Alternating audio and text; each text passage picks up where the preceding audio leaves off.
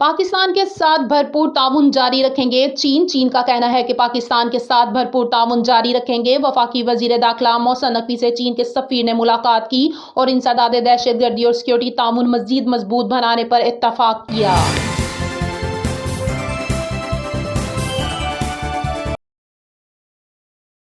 Iran ने भारतीय शहरियों के लिए वीज़ा फ्री एंट्री बंद करने का फैसला कर लिया। निजी टीवी की रिपोर्ट के मुताबिक भारत और ईरान के दरमियान सफरी कवायद में बड़ी तब्दीली की गई है। ईरान ने भारतीय शहरियों के लिए जारी वन वे वीज़ा फ्री बंद करने का ऐलान कर दिया। भारतीयों के लिए वीज़ा फ्री एंट्री बंद करने का फैसला कर लिया गया है।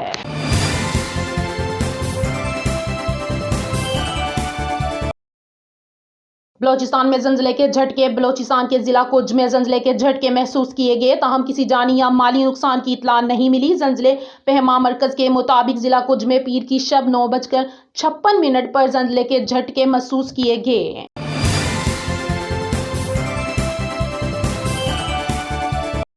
मेरे असासे जो आज हैं वो वज़ारत उज़्मा के बाद भी देख लीजिएगा। नौ मुंतखब वज़ीर आज़म आज़ाद कश्मीर राजा फैसल मुमताज़ राठौर। नौ मुंतखब वज़ीर आज़म आज़ाद कश्मीर राजा फैसल मुमताज़ राठौर का कहना था कि मेरे असासे जो आज हैं वो वज़ारत उज़्मा के बाद भी देख लीजिएगा।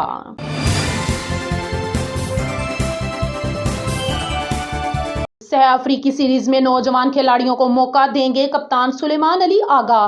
पाकिस्तान टी20 क्रिकेट टीम के कप्तान सुलेमान अली आगा ने कहा है कि हमारे पास बेहतरीन ऑलराउंडर्स मौजूद हैं। सह अफ्रीकी सीरीज में नौजवान खिलाड़ियों को मौका देंगे। रावलपिंडी में पाकिस्तान, जिम्बाब्वे और श्रीलंका के दरमियान शुरू होने वाली सह अफ्रीकी टी20 सीरीज की ट्रॉफी की रोनमाई कर दी गई है। सह मुल्की सीरीज का पहला मैच कल पाकिस्तान और जिम्बाब्वे के दरमियान खेला जाएगा।